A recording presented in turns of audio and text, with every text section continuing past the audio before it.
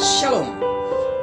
Bertobat sangat penting untuk terus dipertahankan, dimiliki, diperjuangkan, digumulkan, bahkan terus mengizinkan kuasa hadirat Tuhan untuk terus menolong kita supaya kita tetap memiliki hidup yang layak, yang berkenan, yang kudus di hadapan Tuhan, yang tanpa cacat celah. Dan bertobat merupakan sebuah standar hidup yang sangat dikehendaki Tuhan. Bertobat merupakan bagian atau merupakan salah satu daripada kehendak Tuhan yang harus terus terjadi dalam kehidupan kita sebagai orang-orang pilihan Tuhan yang sangat sah menurut kehendaknya. Kita telah dimeteraikan sebagai anak-anak Tuhan. Untuk itu, pertobatan kita harus terus kerjakan. Sebab ketika kita mengerjakan pertobatan di dalam hidup kita, maka sama artinya dengan kita terus mengerjakan keselamatan kita di setiap hari. Haleluya. Saudara kekasih, ketika kita berbicara tentang bertobat, berarti itu artinya kita berbicara tentang hubungan kita dengan Tuhan. Dan sekalipun kita memiliki iman selama ini dalam hubungan kita dengan Tuhan, tapi ingat, iman tanpa pertobatan, kita tidak akan memiliki hidup yang berkenan di hadapan Tuhan. Iman tanpa perbuatan, pada hakikatnya iman kita adalah iman yang tidak berfungsi, tidak produktif, bahkan iman yang tidak memberi keuntungan bagi kita. Iman yang bisa bermanfaat bagi kita, diri kita sendiri, dan bahkan bermanfaat di hadapan Tuhan adalah iman yang harus senantiasa disertai dengan pertobatan di setiap harinya. Haleluya. Tema kita hari ini berbicara tentang arti bertobat menurut Alkitab. Di dalam catatan saya ada 6 arti bertobat menurut Alkitab yang saya akan sharekan kepada saudara seiman dimanapun berada di hari ini, harinya Tuhan. Haleluya.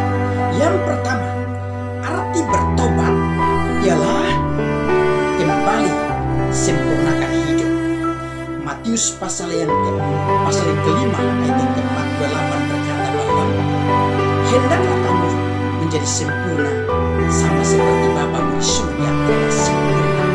Itu perintah atau motivasi atau sebuah kata dorongan atau pernyataan dorongan dari Tuhan Yesus kepada kita sebagai orang yang sudah percaya kepada Dia. Ingat saudara, ketika kita berbicara tentang kembali sempurnakan hidup, maka kita harus mengingat bahwa ketika zaman dulu, zaman manusia pertama, yaitu Adam dan Hawa, yang sudah dijadikan Tuhan sebagai sepasang suami istri di waktu itu, mereka hidup sangat sempurna di hadapan Tuhan. Mereka tidak kenal apa itu kejahatan. Mereka tidak kenal apa itu dosa. Mereka tidak kenal apa itu yang namanya hal-hal yang tidak sesuai dengan kehendak Tuhan. Tetapi yang mereka tahu, mereka berkomunikasi dengan Tuhan sangat bagus. Mereka ketika berbicara dengan Tuhan tanpa rasa kekhawatiran, tanpa ada rasa takut. Bahkan mereka pada waktu hidup di hadapan Tuhan dengan sempurna adanya, mereka tidak pernah melanggar kehendak Tuhan. Tetapi ingat saudara, ketika Adam dan Hawa jatuh dalam dosa, maka yang terjadi adalah mereka bisa mengenal apa itu dosa dan apa itu baik. Mereka bisa membedakan apa itu kejahatan dan apa itu kebaikan.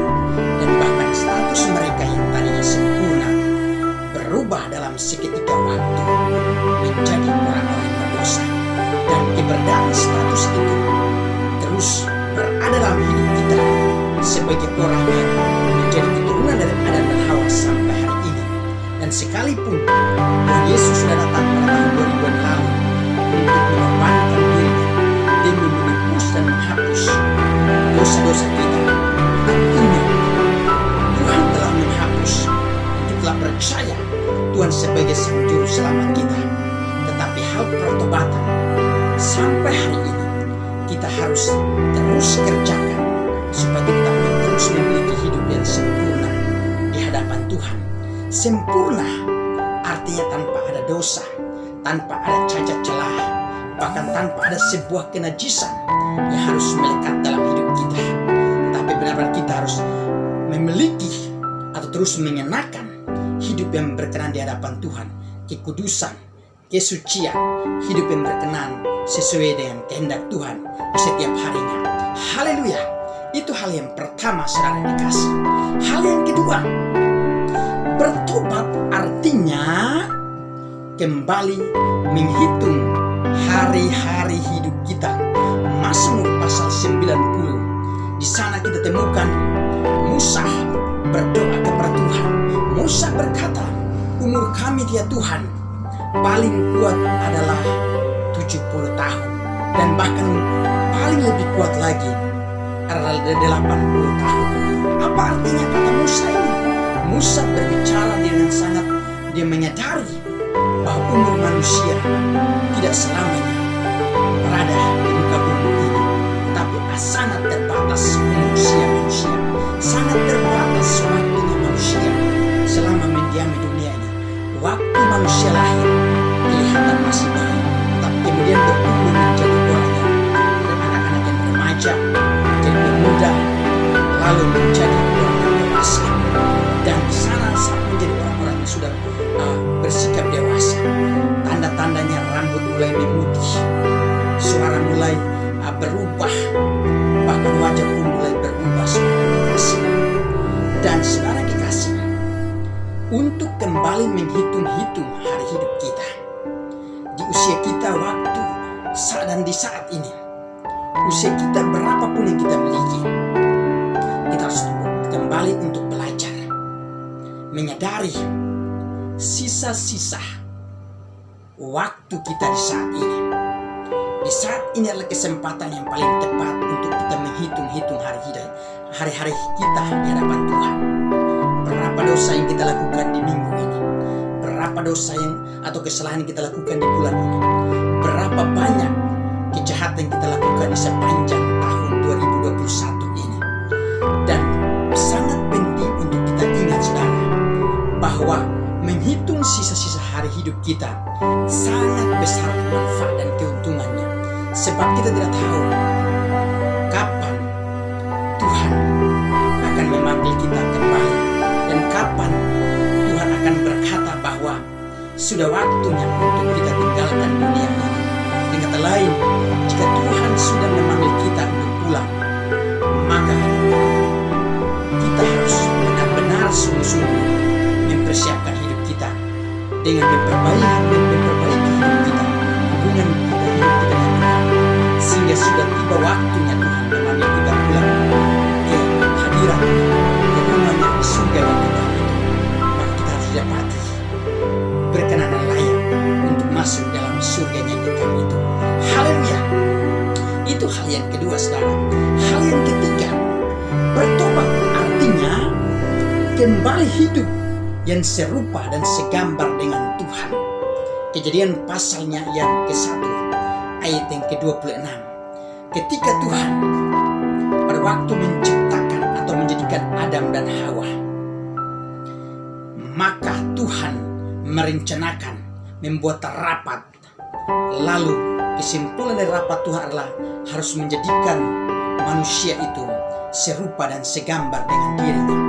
Serupa dan segambar dengan dirinya, bahwa ini menunjukkan bahwa, atau ini artinya bahwa hidup kita sebagai manusia yang sudah percaya kepada Tuhan maupun yang belum percaya kepada Tuhan di waktu-waktu ini adalah kesempatan untuk kita kembali memberikan hidup kita yang tadinya berdosa. Kita harus berbalik kepada Tuhan supaya hidup kita serupa dan segambar dengan Tuhan di dalam hal kekudusan, kesucian, dalam hal berbicara yang baik, di dalam hal menyatakan sesuatu tindakan yang tidak yang harus sesuai dengan kehendak Tuhan. Apapun yang kita lakukan, kita harus serupa dan segambar dengan Tuhan. Jika serupa dan gambar daripada Tuhan itu adalah penuh dengan kekudusan, kemuliaan, kesempurnaan, maka jejak hidup kita seorang Kristen harus juga kita miliki serupa dan segambar dengan Tuhan di setiap hari. Haleluya. Sebab ketika kita menjadi atau memiliki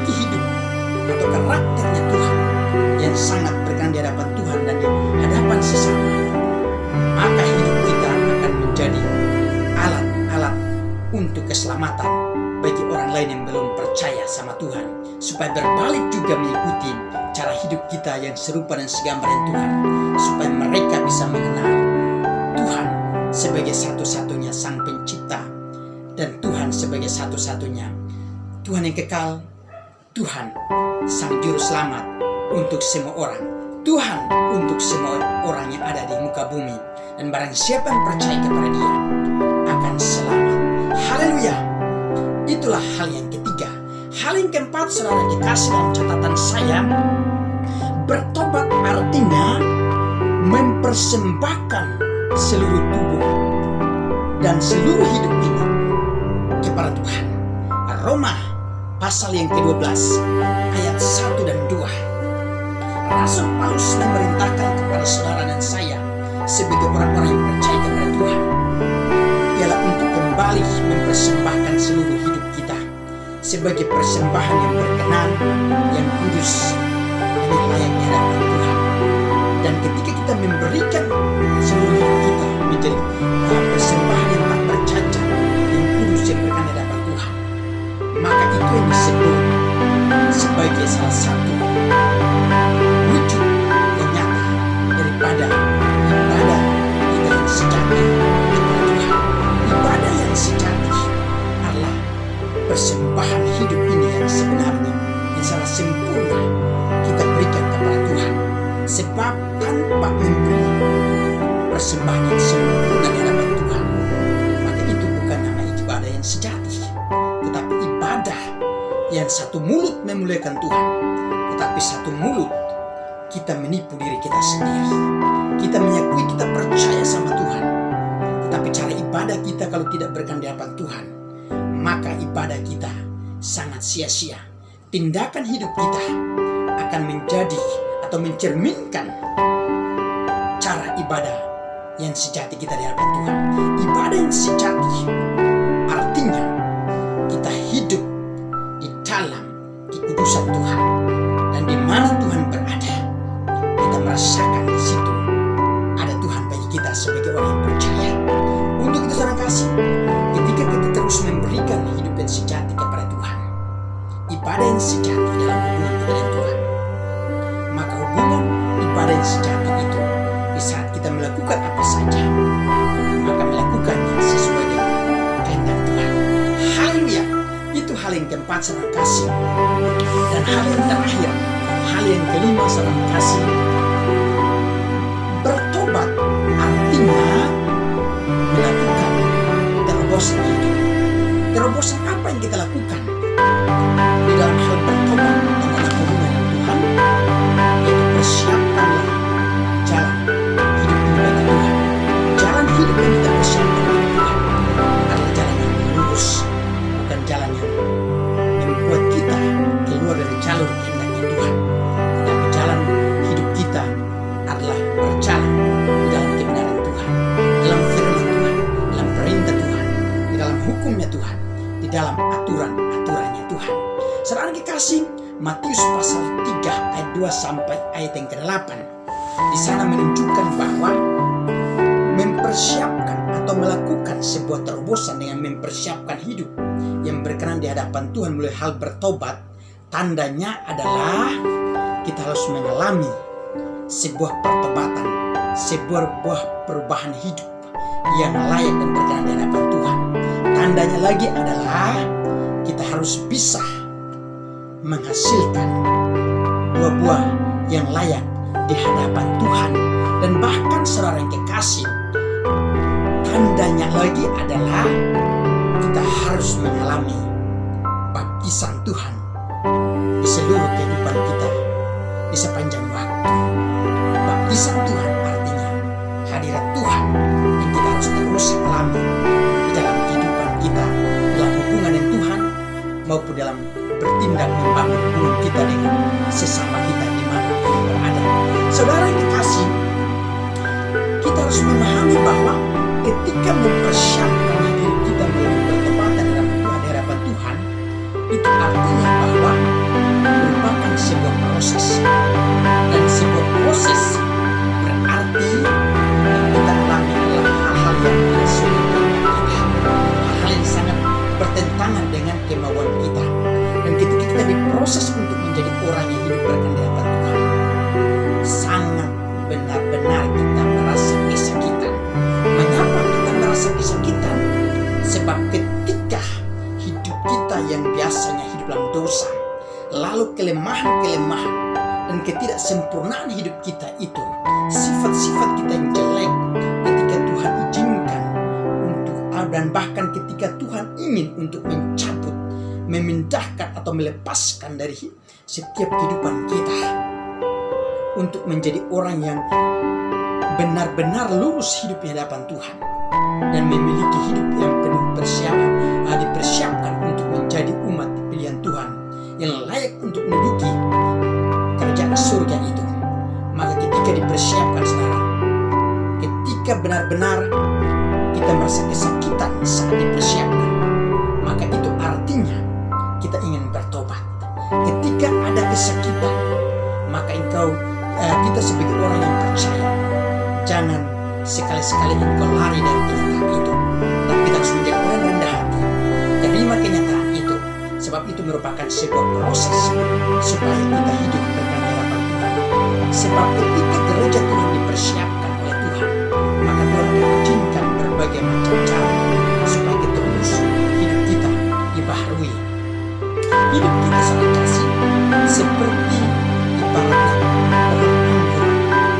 pohon anggur yang kita miliki harus tumbuh subur, dan pertumbuhan kita yang subur harus dijaga dengan firman Tuhan, saudara yang dikasih. Dan ketika ada kelemahan yang kelihatan tidak berkenan di hadapan Tuhan, maka Tuhan akan benar-benar berusaha untuk memisahkan kelemahan itu daripada hidup kita. Dan bahkan hidup kita ibarat seperti bencana di hadapan Tuhan. Dan jika bencana itu mengalami kerusakan, maka Tuhan akan membentuk supaya menjadi kembali menjadi baik seperti semula menurut pandangannya. Dan ketika Tuhan membentuk bencana yang rusak itu, maka benar-benar kita merasa sakit. Dan saat kita sakit, kita harus menyadari bahwa itulah waktu yang tepat bagi kita supaya kita berubah hidup di hadapan Tuhan. Saudara kekasih, kata mempersiapkan jalan bagi Tuhan itu sama artinya dengan selalu siap sedia di setiap waktu. Dan di saat kita dibentuk, kita harus siap sedia untuk menerima dengan rendah hati bahwa waktunya untuk saya hidup berkenan di hadapan Tuhan. Dan bahkan di dalam Matius pasal 32 dan 8 ini ada juga kata jalan. Kata jalan itu menunjukkan sebuah langkah, tindakan, terobosan dari hidup kita untuk menuju kepada jalan yang dikehendaki Tuhan, menuju kepada jalan yang setuju dengan apa yang dikehendaki Tuhan dalam hidup kita. Itu jalan menunjukkan sebuah alamat untuk menuju kepada jalan-jalan Tuhan. Dan bahkan ada juga kata luruskanlah. Kata luruskan merupakan perintah untuk melakukan sebuah perubahan dalam hidup kita. Jalan kita yang tadi tidak sesuai dengan kehendak Tuhan, kita perlu berbalik dan mengikuti jalan yang lurus sesuai dengan kehendak Tuhan. Dan bahkan saudara kekasih, ada kata dosa. Dosa artinya perbuatan yang berlawanan dengan kehendak Tuhan atau merupakan sebuah kejahatan. Dan bahkan ada juga kata yang namanya baginya. Kata bagi, saudara yang kekasih, baginya artinya bagi Tuhan, artinya begini, hidup kita harus kita khususkan untuk Tuhan. Dan bahkan kata yang terakhir dari kitab Matius pasal 32-8 ini ada kata menghasilkan. Menghasilkan sama artinya dengan perintah firman untuk kita membuktikan atau menyatakan kepada dunia bukti kehidupan kita sebagai orang-orang pilihan Tuhan, sebagai anak-anaknya Tuhan, sebagai orang-orang yang selalu percaya dan selalu siang malam berseru senantiasa di hadapan Tuhan. Ingat, sampai hari ini pekerjaan kita untuk hal bertobat dalam kehidupan setiap kita sebagai orang percaya belum selesai. Untuk itu, marilah kita terus berdoa, terus melakukan hidup